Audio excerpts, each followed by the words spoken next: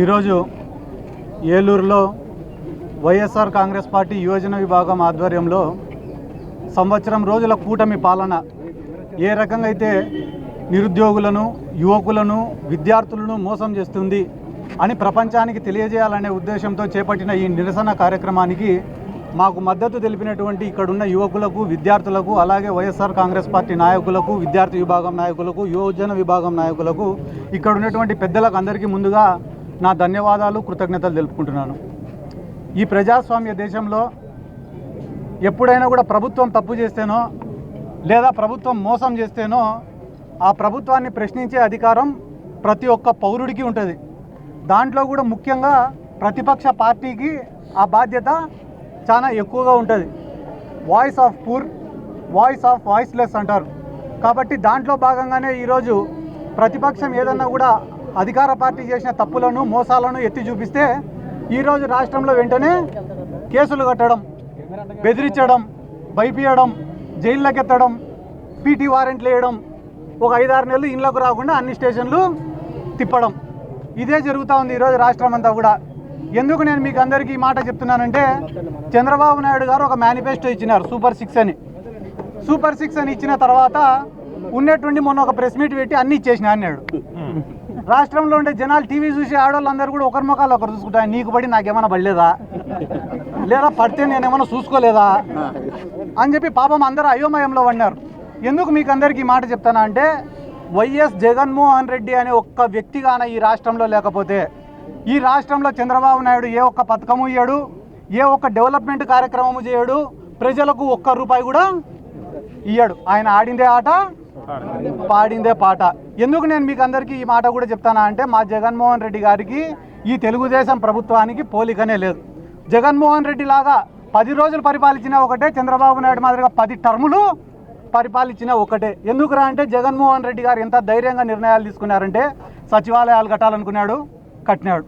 ఆర్బీకేలు కట్టాలనుకున్నాడు, కట్టినాడు. Health సెంటర్లు కట్టాలనుకున్నాడు, కట్టినాడు. Medical కాలేజీలు నిర్మించాలనుకున్నాడు, నిర్మించినాడు. 3 లక్షల కోట్లు ప్రజల అకౌంట్లలో వేయాలనుకున్నాడు, వేసినాడు.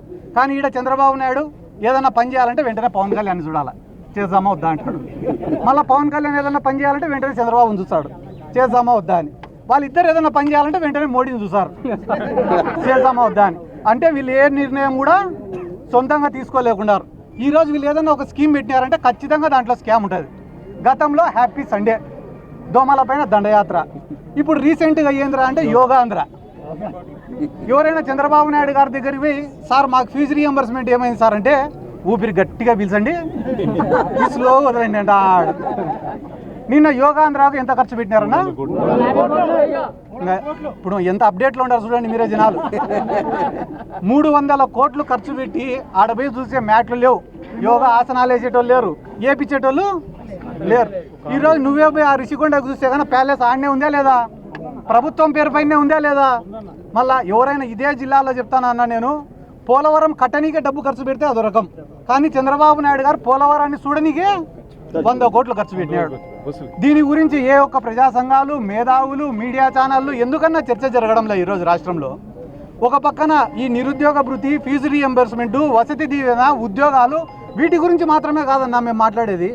పవన్ కళ్యాణ్ గారు ఉన్నారు, ఆయన నమ్మి ఈ ప్రాంతంలో ఉండే ఎంతోమంది యువకులు ఒక జనసేన జెండానే కాకుండా తెలుగుదేశం జెండా పట్టుకున్నారు, బీజేపీ జెండా పట్టుకున్నారు. ప్రతి నియోజకవర్గంలో 100 మంది యువకులకు ఒక్కొక్క యువకునికి 10 లక్షల రూపాయలు ఇస్తామనేది ఎవరు? ఇదే పవన్ కళ్యాణ్ గారే కదా. దాని గురించి ఎందుకు ఎవరు కూడా ఈరోజు మాట్లాడే పరిస్థితి లేదు, ప్రశ్నించే పరిస్థితి లేదు. మేము ఫైనల్గా అర్థం చేసుకునేది ఏమరా అంటే, జగన్మోహన్ రెడ్డి గారు మాకు మాట చెప్పినాడు, ప్రజలపైన నమ్మకం పెట్టి మనం ఎలక్షన్లు చేయాలా అన్నారు. కానీ చంద్రబాబు నాయుడు గారు ఏమంటున్నారంటే, ప్రజలని నమ్మిస్తూ ఎలక్షన్లు చేయాలంట. ప్రజలను ఒక్కసారి నమ్మిస్తూ ఉండాలంట ఎలక్షన్ల వరకు. రేపేస్తా, ఎల్లుండేస్తా, ఇంకో 3 రోజులకి వేస్తా, ఉన్నట్టుండి అన్నీ వేసేసినాం, ఇంకా నన్నేం అడగద్దండి అని చెప్తున్నాడంట. దయచేసి ఒక్క మాట రాష్ట్ర ప్రజలు కూడా ఆలోచన చేయండి అన్న.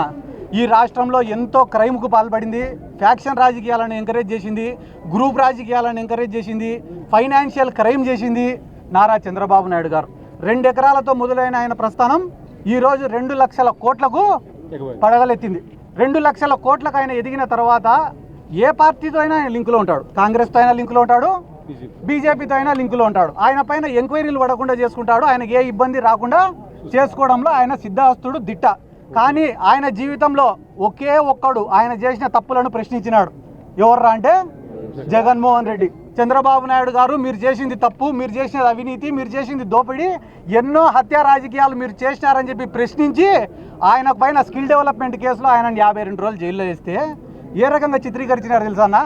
ఒక నెల్సన్ మండేలా, ఒక మహాత్మా గాంధీ, ఒక భగత్ సింగ్ని ఎత్తుకపోయి 50 రోజులు లోపల వేసినట్టు బిల్డప్ బయట.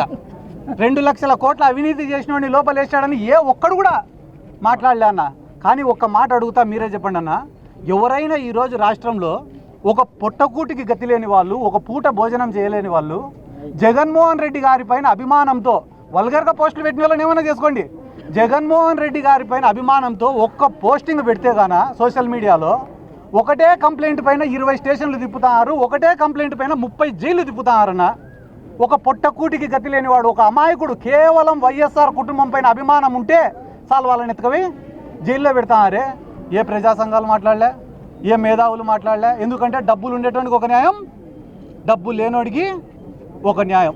ఇవన్నీ చూపించే మీడియా వాళ్ళు కూడా ప్రశ్నించాలని చెప్పి నేను కోరుకుంటూ, ఎందుకంటే గాన జగన్మోహన్ రెడ్డి అనే ఒక్క వ్యక్తి గానే లేకపోతే అన్న, మీరు మళ్ళీ ఈ పాయింట్ రాసి పెట్టుకోండి, ప్రశ్నించే జగన్మోహన్ రెడ్డి ఒక్కడు గానే లేకపోతే ఈ రాష్ట్రంలో ఉండే ప్రజలకు నిన్న మొన్న ఒక పథకం వేసినాడు. ఏందన్నది?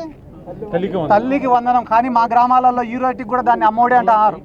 ఎందుకంటే గాన అమ్మఒడి అనే పథకానికి, ఎందుకంటే బ్రాండ్ అంబాసిడర్ దానికి ఎవరైనా ఉన్నారంటే అది కూడా జగన్మోహన్ రెడ్డి గారు. ఎందుకంటే చంద్రబాబు నాయుడు గారు ఇది 4వ టర్మ్ సీఎంగా, 4వ టర్మ్ సీఎంగా ఉండే చంద్రబాబు నాయుడు గారికి ఒక్క పేద విద్యార్థిని చదివించాలా అనే ఆలోచన రాలే. కానీ ఎప్పుడైతే జగన్మోహన్ రెడ్డి గారు అమ్మఒడి అని పెడితే ఈడ తల్లికి వందనం, జగన్మోహన్ రెడ్డి గారు ఆసరా అంటే ఆడబిడ్డల నిధి, జగన్మోహన్ రెడ్డి గారు రైతు భరోసా అంటే ఇంకా రైతులకు ఏం పెట్టినాడు, ఆ పేర్లు కూడా కష్టంగా ఉన్నాయి. కాబట్టి ఇవన్నీ ఈరోజు కలెక్టర్ గారికి కూడా రిప్రజెంటేషన్ ఇవ్వడం జరిగింది.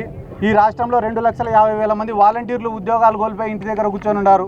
ఈ రాష్ట్రంలో దాదాపుగా బివరేజ్ కార్పొరేషన్ ద్వారా ఎవరైతే ఉద్యోగాలు సంపాదించుకున్నారో వాళ్ళు ఒక 18,000 మంది ఉద్యోగాలు పోగొట్టుకొని ఉన్నారు. అలాగే ఎండియూ వెహికల్స్ వాళ్ళు కూడా దాదాపు 10,000 మంది ఉద్యోగాలు పోగొట్టుకున్నారు. ఇంతమంది జీవితాలతో చెలగాటమాడుతున్న ఈ ప్రభుత్వం ఇప్పటికైనా కనువిప్పు కలిగి మేల్కొని కక్షపూరితమైన రాజకీయాలు, రివెంజ్ రాజకీయాలను పక్కన పెట్టి ఏవైతే వాగ్దానాలు చెప్పి అధికారంలోకి వచ్చినారో వాటిని ఫుల్ఫిల్ చేయాలని చెప్పి మనస్ఫూర్తిగా కోరుకుంటూ, ఈ కార్యక్రమాన్ని ఇంత విజయవంతంగా జరిపించినటువంటి ఈ జిల్లా నాయకులకందరికీ, విద్యార్థులకందరికీ, మా యువజన విభాగం అధ్యక్షులు నాని గారికి అందరికీ కూడా మరొకసారి నా ధన్యవాదాలు తెలుపుకుంటూ సెలవు తీసుకుంటున్నాను. Thank you.